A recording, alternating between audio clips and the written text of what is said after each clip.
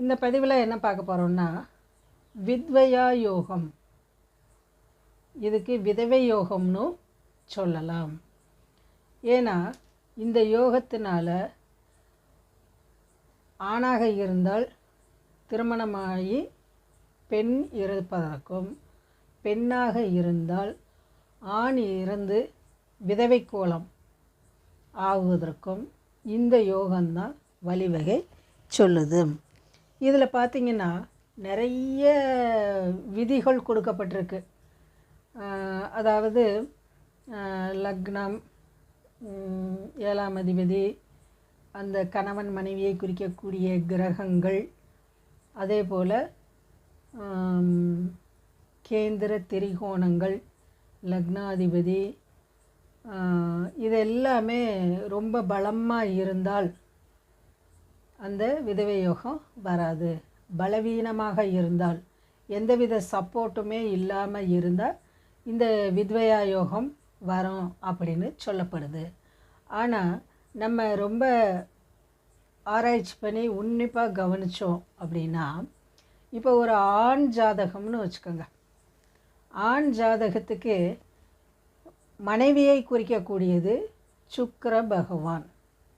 இந்த சுக்கிர பகவான் எந்த விதத்திலாவது பங்கப்பட்டு நீச்சம், அஸ்தமனம், ராகு கேதுக்களோடு இணைஞ்சு, இல்லை சனி பகவானோட இணைஞ்சு ரொம்ப பலவீனமாக ஆயிட்டாங்கன்னா அவங்களுக்கு இந்த வித்வயா யோகம் கிடைக்குது. ஏன் அப்படின்னா, இப்போ மீன ராசின்னு எடுத்துக்கோங்க. மீன ராசி இது ஒரு பெண்ணுடைய ஜாதகம்னு எடுத்துக்கோங்க. இது ஒரு பெண், மீனராசி பெண், லக்னமும் மீனம்னே வச்சுக்கோங்க. இப்போ இந்த பெண்ணுக்கு செவ்வாய் இங்கே இருக்காங்க, அவரோட சனியும் சேர்ந்து இருக்காங்க. இப்போது செவ்வாய்ங்கிறது இது ஒரு பெண் ஜாதகங்கிறதுனால கணவரை சொல்லக்கூடியது செவ்வாய். அப்போ இந்த செவ்வாய் யாரோட சேர்ந்துருக்காங்கன்னா கர்மக்காரகனான சனி பகவானோட சேர்ந்துருக்காங்க. அதாவது இந்த மீன ராசி லக்னத்துக்கு 11க்கும் 12க்கும் உடையவர். 12 வந்துருச்சுங்களா? அப்போ விரயம், ஒரு பொருளை இழத்தல் அப்படிங்கிற மாதிரி தான் 12ஆம் வீடு. விரயம்னு சொல்கிறது ஒரு இழப்பு அப்படிங்கிறத குறிக்கும். அப்போ இந்த இழப்பை கொடுக்கக்கூடிய சனி பகவான் இந்த செவ்வாயோட சேர்ந்து இருக்கிறாங்க. செவ்வாய்ங்கிறது கணவரை சொல்லக்கூடியது. இந்த ஜாதகிக்கு கணவர் எப்படி அமைவார் அப்படிங்கிறத சொல்லக்கூடியது இந்த செவ்வாய். அவர் கூட கர்மக்காரகன் 12க்கும் அதிபதியான சனி பகவான் இணைஞ்சிருக்காங்க. அப்படிங்கும்போது இந்த ஜாதகிக்கு கணவர் இல்லாத நிலையை உருவாக்குவதற்காக இந்த கிரக நிலை இருக்கு.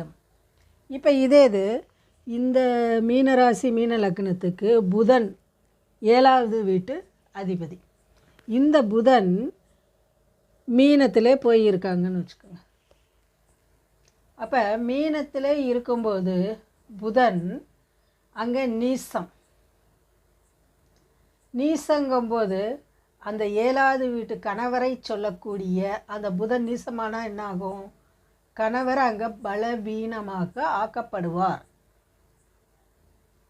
அப்போ பலவீனமாக ஆக்கப்படுவதற்கும் இங்கே செவ்வாயோட சனி பகவான் சேர்ந்து இருப்பதற்கும் விதி முடிந்தது அப்படிங்கிறது தான் இங்கே சொல்ல வருது.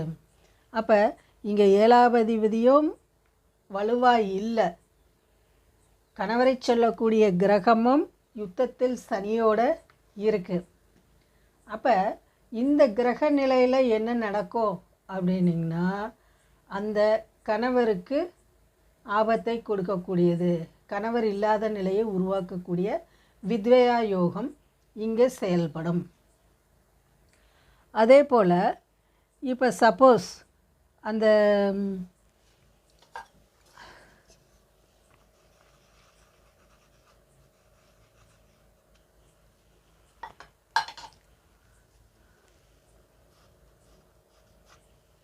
இந்த 12வது வீட்டில் ஒரு குரு இருக்காங்கன்னு வச்சுக்கோங்க.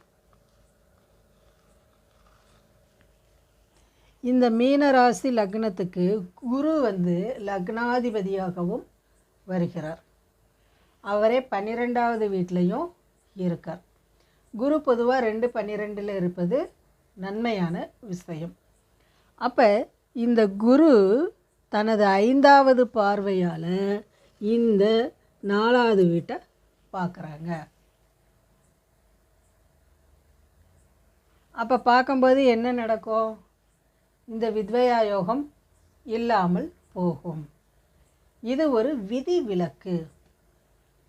முதல்ல குரு இல்லாமல் செவ்வாய் சனி மட்டும் சேர்ந்து இருக்கும்போது இந்த மீனராசி மீன லக்னத்துக்கு 7வது அதிபதியான புதனும் மீனராசியில் நீசம், 2வது கணவரை சொல்லக்கூடிய செவ்வாயும் 4வது வீட்டில் அமர்ந்து சனி பகவான் சேர்ந்து அங்கே ஒரு யுத்தத்தை உண்டு பண்ணதுனால, கர்மகாரகன் சனி பகவானோடு சேர்ந்ததுனால வித்வயா யோகம், விதவை யோகத்தை உண்டு பண்ணுது. இப்போது அதே ஜாதகிக்கு இந்த குரு 12ல் அமர்ந்து 5வது பார்வையாக இந்த செவ்வாய் சனியை பார்க்கும்போது அந்த வித்வயா யோகம் இல்லாமல் போய்விடும். இதுதான் விதி விலக்கு அப்படின்னு சொல்கிறது. அதனால் ஒரு ஜாதகத்தில் விதவை யோகம் இது மாதிரி இருக்குது அப்படின்னா அதை சிம்பிளாக நம்ம கண்டுபிடிச்சிக்கலாம். புத்தகங்கள்லையும் கற்றுக் கொடுப்பவர்களும் நிறைய விதிமுறைகளை சொல்கிறாங்க. கேந்திர திரிகோணம் இப்போ இருக்கணும், இந்த இது இப்போ இருக்கணும், 1 2 இப்படி எவ்வளவோ சொல்கிறாங்க. ஆனால் சிம்பிளாக நம்ம அந்த காரக கிரகங்கள் சரியாக இருந்தால் மாங்கல்யம் நிலைக்கும். அதே போல் 8வது வீடு அப்படிங்கிறது மாங்கல்யத்தை சொல்லக்கூடியது. அப்போ அந்த கிரகங்களும் சரியாக இருக்கா அப்படின்னு சொல்லி கவனித்து பார்த்துக்கணும்.